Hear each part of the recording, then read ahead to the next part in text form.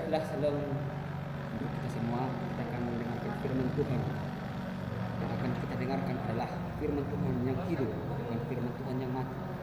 Dan di sini kita akan mendengarkan firman Tuhan yang terambil di dalam Yakobus 2 ayat yang ke-14 sampai ayat yang ke-26.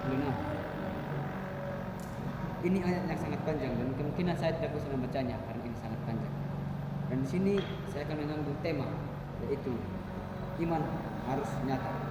Dan di sini kita melihat bahwa iman di sini adalah iman perbuatan. Dan di sini temanya adalah tentang iman harus nyata. Di dalam konteks ini Yakobus menekankan bahwa iman harus dengan perbuatan. Tetapi jika kita melihat perbandingan antara iman yang disampaikan oleh Paulus dengan iman yang disampaikan oleh Yakobus, kayak ada kontroversi antara keduanya ini. Karena apa?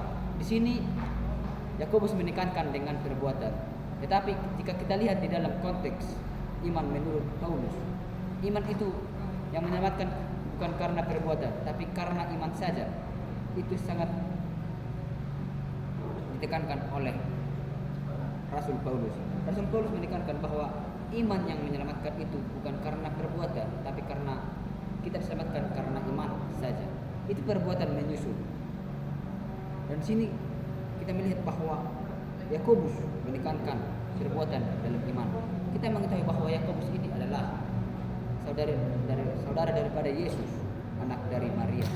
Setelah Yesus lahir, maka Maria dan Yusuf juga mengalami hubungan intim sehingga melahirkan Yakobus, saudara dari Yesus.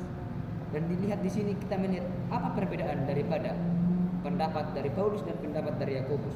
Di sini Yakobus menekankan apa? Yakobus menekankan bahwa iman tanpa perbuatan itu ditekankan kepada konteksnya waktu itu adalah kepada orang Kristen yang mempercayai bahwa iman saja yang menyelamatkan, bukan dengan perbuatan. Mereka Kristen, tapi mereka tidak melakukan apa? Melakukan kebaikan tidak dengan perbuatan, hanya mengimani tanpa perbuatan.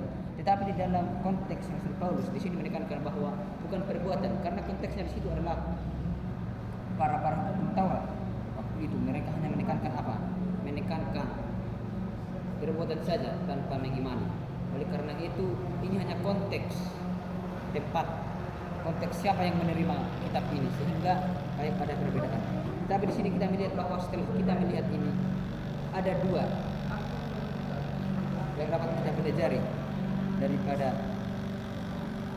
pembacaan kitab ini. Pertama adalah iman yang mati.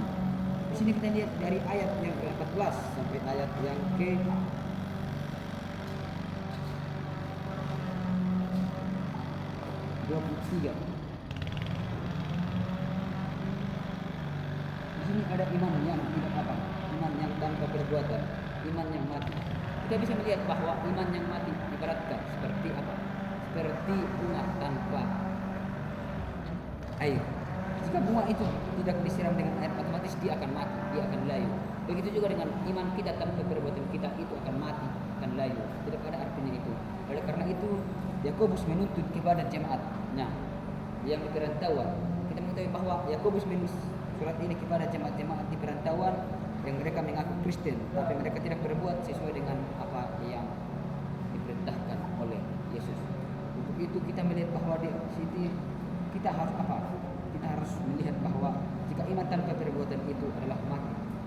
Seperti apakah yang kita lakukan di dalam kehidupan kita sehari-hari? Apakah kita dapat membantu seseorang tanpa dengan iman? Mungkin saja. Tapi apakah kita membantu karena kita mengasihi dia? Apa karena kita membantu hanya karena bagian rutinitas saja? Karena kita pernah dibantu dia, maka kita bantu balik. Apakah kita tidak mau membantu dia jika kita tidak pernah mendapat bantuan daripada dia? Oleh karena itu kita diajarkan kepada kita sebagai Kristen harus mengasihi iman. Iman adalah yang paling kelihatan adalah perbuatan itu adalah dengan cara yang mengasihi. Dan yang kedua adalah iman yang benar.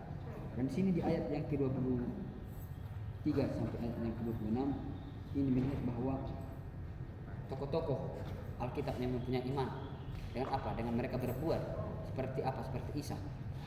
Seperti Ishak dikorbankan oleh Abraham. Di sini Abraham mempunyai iman yang sungguh-sungguh kepada Tuhan. Dengan apa? Bukan dengan hanya berbicara aja, bukan hanya dengan pengetahuan, tetapi iman yang bertindak. Dia mengetahui bahwa apa yang Tuhan minta daripada dia itu adalah bukan untuk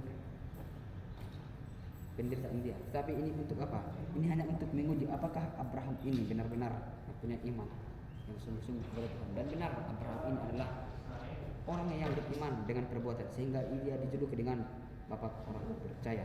Untuk itu kita mengetahui bahwa beberapa contoh juga yang telah kita ambil dari Alkitab.